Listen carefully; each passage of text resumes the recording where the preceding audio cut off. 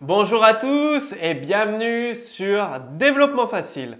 Dans cette nouvelle vidéo consacrée au développement avancé avec PHP 5 et à combiner PHP 5 et HTML5, vous allez découvrir les modèles de conception. C'est-à-dire comment utiliser des organisations de classes, des façons de penser, des algorithmes qui ont été pensés par des experts en développement, qui ont été testés, éprouvés dans des applications de la plus simple à la plus complexe.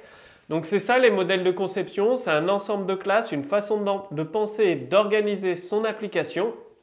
Et donc vous allez profiter de toute la connaissance de ces experts en développement grâce aux modèles de conception et les réutiliser. Donc aujourd'hui, vous allez découvrir un des modèles de conception les plus simples, le singleton, qui est énormément utilisé dans les applications. Donc c'est parti. Quels sont les avantages du singleton? Donc comme je vous le disais, vous voyez, ça s'affiche sur votre écran. Les modèles de conception, c'est des méthodes de développement qui permettent de répondre de manière fiable à des problèmes récurrents. Donc, bien sûr, un modèle de conception, ça ne fait pas référence à un langage particulier.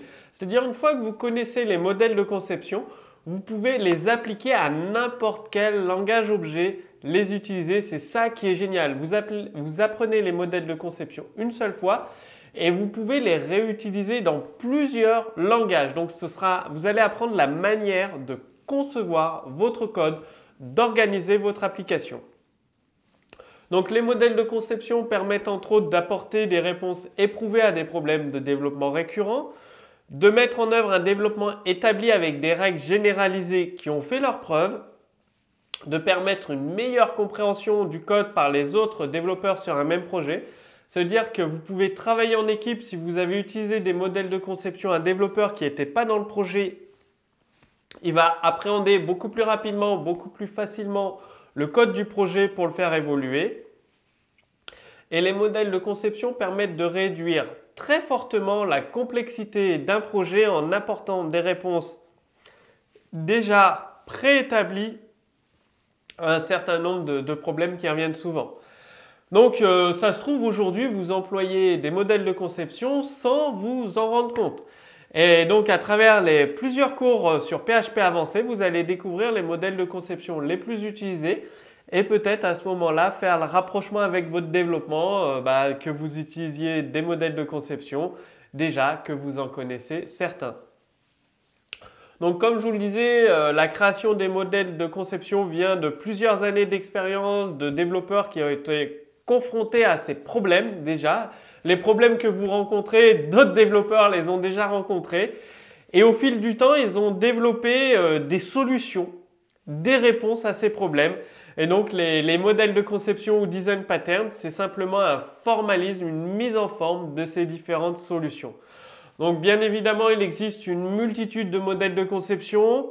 Dans les prochains cours, vous allez en découvrir quelques-uns parmi les plus courants. Mais ça va être difficile de tous vous les présenter, surtout qu'il y en a qui sont très peu utilisés ou dans des cas très spécifiques. Donc je préfère vous présenter les modèles de conception qui vont vous servir dans 95% des cas, ceux que vous allez retrouver le plus souvent. Alors c'est parti, je vous l'avais promis en tout début de ce cours, le modèle de conception singleton. Donc c'est le plus couramment utilisé en développement, c'est le plus simple à mettre en œuvre car il permet de limiter l'instanciation d'une classe à une seule et unique occurrence. C'est-à-dire vous avez une classe, en principe une classe vous pouvez l'instancier plusieurs fois. Avec le modèle de conception singleton, cette classe vous pourrez l'instancier une seule fois et quand vous serez plus tard dans le code de votre application, en réinstanciant cette classe, vous allez récupérer l'objet déjà créé. C'est ça qui est génial. Ça peut être très intéressant par exemple pour la configuration d'une application. Vous avez un objet config et donc vous créez un singleton de cet objet config.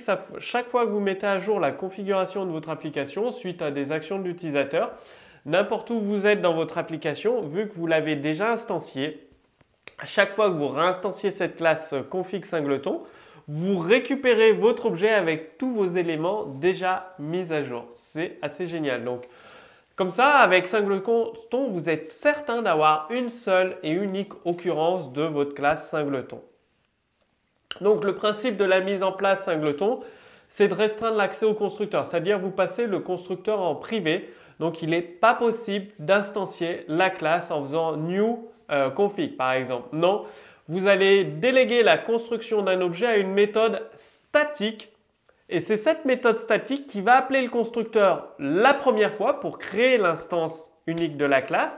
Et si vous rappelez cette méthode statique, vous utilisez toujours getInstance config, donc nom de la classe .getInstance, méthode statique.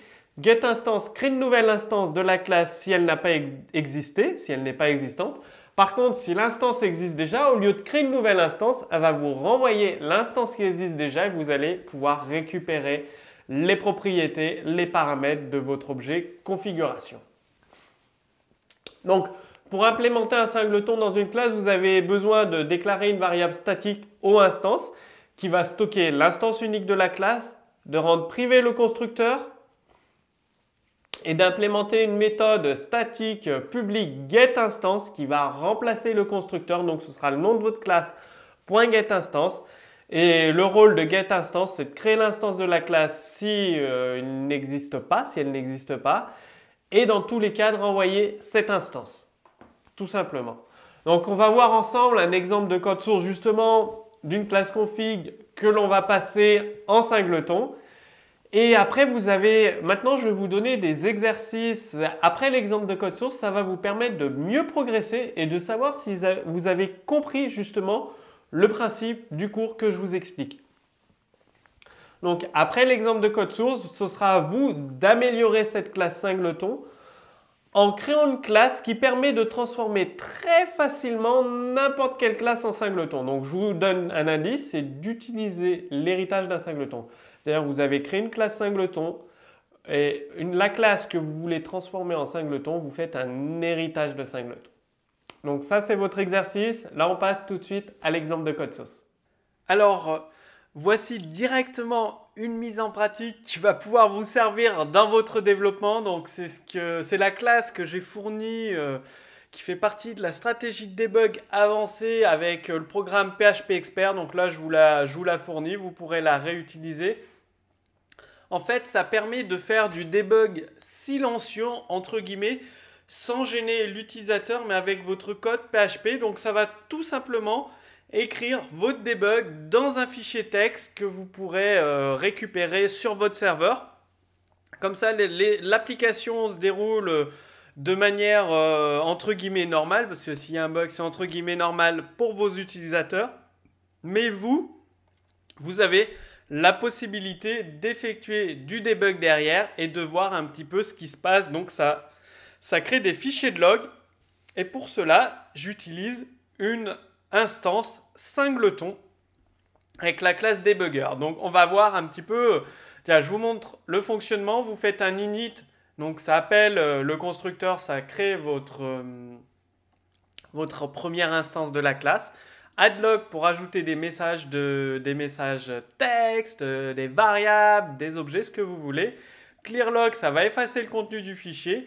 Et output, ça va afficher le contenu du fichier dans la fenêtre courante. Voilà, vous avez tout ce qu'il vous faut. Alors, le constructeur est protégé car on ne peut pas l'instancier depuis l'extérieur, cette classe debugger, sinon ça génère une erreur. C'est pour ça que j'ai mis ça en commentaire. Si vous décommentez cette ligne-là, ça va vous générer une erreur et arrêter le code immédiatement. Voilà. Donc le constructeur est bien protégé. Pareil pour la méthode clone, on la protège. Et qu'est-ce qu'on fait? Eh bien, on a la méthode getInstance. Si l'instance n'existe pas, on la crée, new debugger. Et si elle existe, on retourne directement l'instance. Et donc dans new debugger, ça appelle le constructeur. Donc l'initialisation, pour initialiser notre objet, donc c'est des méthodes que l'on appelle directement sur l'instance. Là, on récupère l'instance et après, on a des méthodes sur notre objet. Donc, vous appelez les méthodes d'initialisation, ajouter, écrire dans le fichier de log, tout simplement, d'effacer le fichier de log, et de faire une sortie sur le fichier de log, tout simplement. Donc là, on a bien une seule instance qui est créée avec le singleton. Donc on fait un debugger nom de la classe, la méthode statique et donc là la classe va être instanciée vu que c'est la première fois et on appelle directement sur l'instance de cette classe. Donc ici, là on crée l'instance et on renvoie l'instance de la classe, donc du debugger. On appelle les méthodes que l'on veut, message de test, on efface, on affiche le debug, on l'efface, le contenu du fichier, et on le réaffiche. Donc ça donne ça comme résultat en fait. Oui, je l'ai chargé tout à l'heure, l'ancien fichier de log, je recharge, l'ancien fichier de log, le contenu, et à chaque fois on l'efface. Ce qui vous donne un fichier de log de ce type parce qu'on l'a effacé en fait. Il y a eu la commande clear log, ça efface le contenu du fichier de log et donc on affiche uniquement le dernier message. Et donc là, on ajoute des messages, on récupère l'ancien fichier de log, c'est-à-dire si je change un paramètre dans init, si je le mets à true, on va créer un nouveau fichier de log à chaque fois. Donc là, on reprend l'ancien.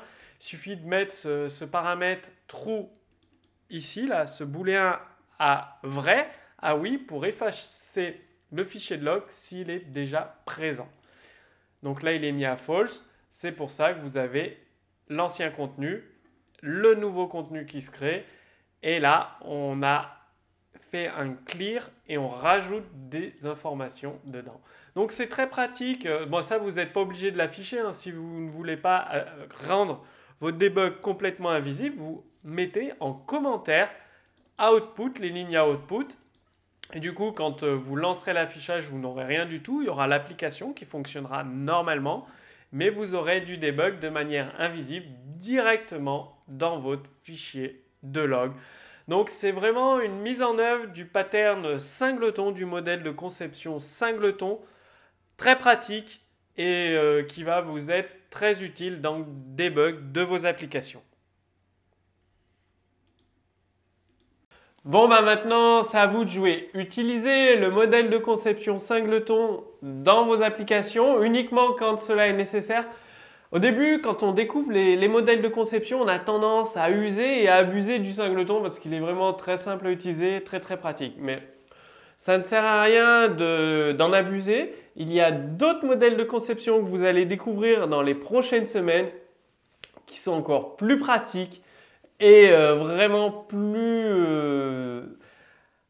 concret, plus simple, plus rapide à utiliser dans des applications complexes. Parce qu'avec singleton, vous aurez 3 à 4 singletons différents sur des classes différentes, alors qu'avec un modèle de conception bien spécifique, ça va vous simplifier la vie car vous allez communiquer avec des événements, par exemple avec le modèle de conception observer. Donc, utilisez le modèle de conception singleton, mais uniquement quand cela est nécessaire. Vous avez vraiment besoin d'une classe singleton. Comme d'habitude, sous ce court vidéo, vous retrouverez le code source en téléchargement. Si vous avez des questions, posez-les directement sous cette vidéo. L'équipe Développement Facile vous répondra avec grand plaisir. Et je vous invite à regarder la vidéo. C'est-à-dire qu'au-dessus de moi, il y a un lien, une image. Cliquez ici pour lancer la deuxième vidéo. Dans la deuxième vidéo, vous allez aller beaucoup plus loin avec le développement PHP 5 avancé. Vous allez découvrir tout un tas de modèles de conception, mais non seulement vous allez les découvrir, et en plus vous aurez des exemples concrets d'utilisation des modèles de conception que vous allez pouvoir réutiliser dans vos applications pour développer beaucoup plus rapidement des applications performantes, stables et évolutives. Vous allez pouvoir développer en équipe. Donc tout ça, je vous explique tout ça vraiment en détail dans la deuxième vidéo. Cliquez simplement sur l'image, lancez la deuxième vidéo, donc cliquez sur ce lien. Moi, je vous retrouve tout de suite dans la deuxième vidéo. À tout de suite.